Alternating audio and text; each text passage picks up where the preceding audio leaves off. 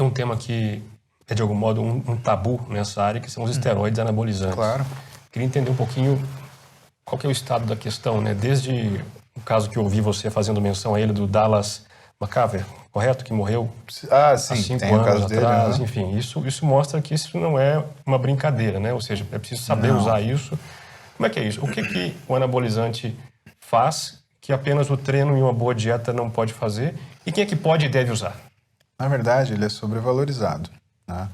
Porque as pessoas, elas normalmente optam pelo esteroide anabolizante não para aumentar o que é o ganho, e sim para cobrir o que é uma falha. Cobrir uma falha? Eu não Como quero assim? fazer tanta dieta, eu acho que eu vou fazer um ciclo, porque aí eu animo, aí eu faço dieta. Eu não aguento treinar muito. Eu vou fazer um ciclo porque aí eu ganho força e aí eu consigo treinar. É um atalho, então. Seria um atalho. Na realidade, um atalho, ele te leva mais rápido de um ponto A para B. Ele não é um atalho. Ele é uma forma de você burlar o que é aquilo que você deve fazer. O esteroide anabolizante, Bruno, ele é um acelerador. Se você está indo para o caminho errado no exercício, você vai bater no muro mais rápido. Se você está indo no caminho errado na alimentação, você vai ganhar gordura mais rápido e vai perder massa muscular. A questão é, o esteroide, do mesmo jeito que ele é um acelerador para o bom, ele é um acelerador para o ruim. E o acelerador tem sempre seus custos, né? Quais são os custos de um esteroide anabolizante, por exemplo? Ele aumenta o arrasto energético de tudo. Então, o teu corpo, ele, de forma completa, ele acaba sendo submetido a um estresse que nem sempre, necessariamente, ele é feito para suportar, tá? Eu treino há 32 anos. Isso quer dizer que quando eu subo a carga agudamente no meu físico, eu tenho uma capacidade de gerenciar esse estresse e não ter problemas com ele. Agora, imagina um menino que começou a treinar há 2 anos, ele não tem mais paciência, ele quer ficar do tamanho do Dallas McCarver, né? E ele vai lá na internet, ele olha o que o Dallas McCarver tomava. Bom, é a mesma coisa que você comparar duas situações. Eu não sou nenhuma Ferrari, mas, assim, eu sou um bom, carro de seus 500 cavalos, tá bom?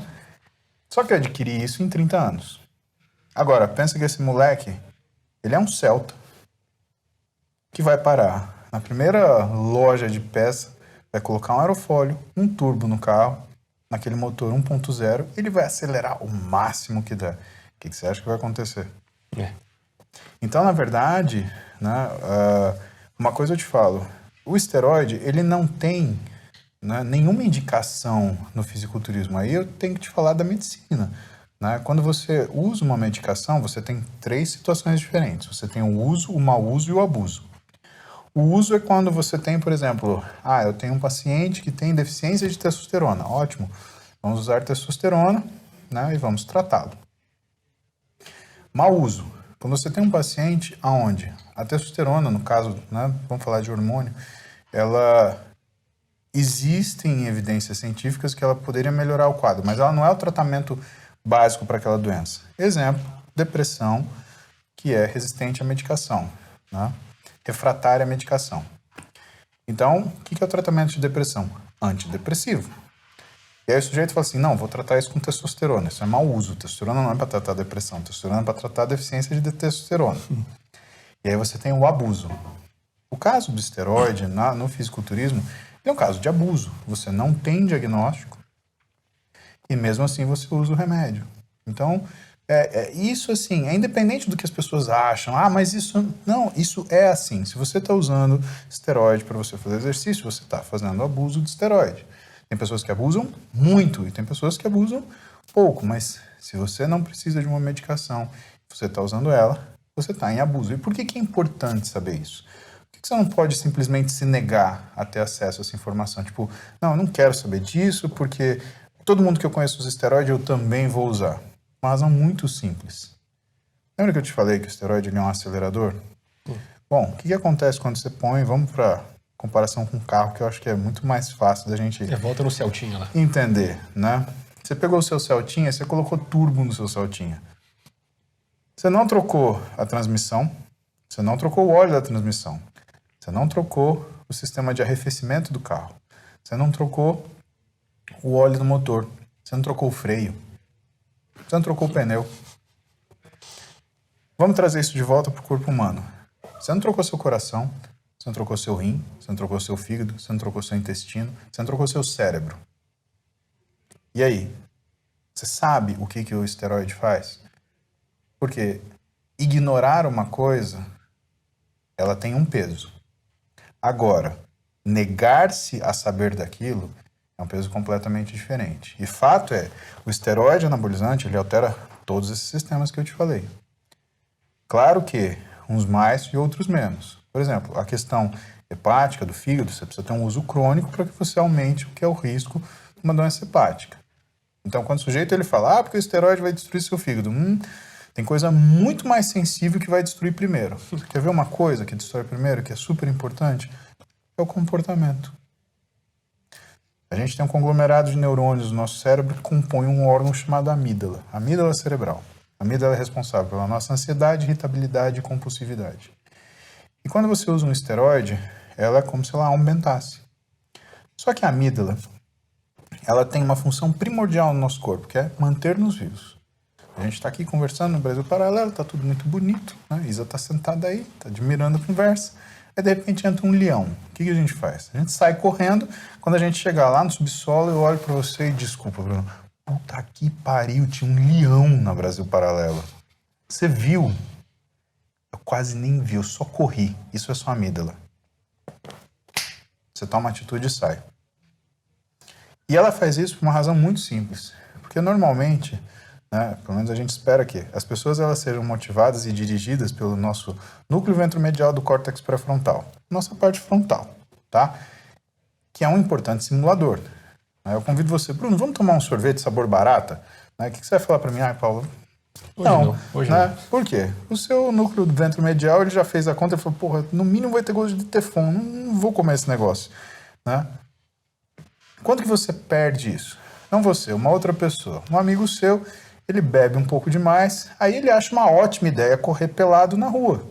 Né? Ou ele acha uma ótima ideia puxar briga com o cara maior da balada. Ou ele acha uma ótima ideia pagar uma rodada de bebida para todo mundo que está no bar. Né? Por quê? Porque ele perdeu, ele desfrontalizou, ele perdeu a razão. Ele perdeu o simulador dele primário, que é o núcleo ventromedial do córtex pré-frontal. Para te defender, a amígdala ela tem ascendência sobre o córtex frontal. Por quê? Porque ela te protege do perigo. O que você acha que acontece quando você usa uma medicação que favorece a função da amígdala, ainda mais do que ela tem em cima do que é o teu simulador principal? Você começa a ficar cada vez mais impulsivo. E como que você fica impulsivo, Bruno? Você fica impulsivo nas suas relações pessoais, você fica impulsivo nas suas transações financeiras, você fica impulsivo nas suas relações profissionais, você fica impulsivo nas suas responsabilidades, suas tomadas de decisão. Sabe, Bruno? Eu costumo falar que a gente tem uma série de drogas na nossa vida. E dinheiro é uma delas. Porque ela revela quem você é. O esteroide, ele muda quem você é. E essa, para mim, é a função mais perigosa que tem. E que as pessoas não percebem. Fala com qualquer psiquiatra. Pergunta para ele o que é a ausência da crítica. A crítica é a sua percepção. Por que de novo, né, a gente não sai correndo pelado na rua? Porque a gente tem uma crítica. A gente fala, cara, isso não é legal. É o seu núcleo ventromedial falando, olha, isso aí não é uma boa opção. Quando você, por qualquer razão, você perde acesso a essa crítica, né, isso significa que você deixou de ser você. As coisas que você mais cuida, que mais tem valor para você, que estão aqui na sua mão, elas se perdem. E isso, para mim, é uma das coisas que hoje eu mais estudo, funções do sistema nervoso, do esteroide no sistema nervoso central. Por quê? Porque 80% do meu consultório hoje é tratar o que são efeitos colaterais. É tratar o que a gente chama de comprometimento. O meu consultório que era...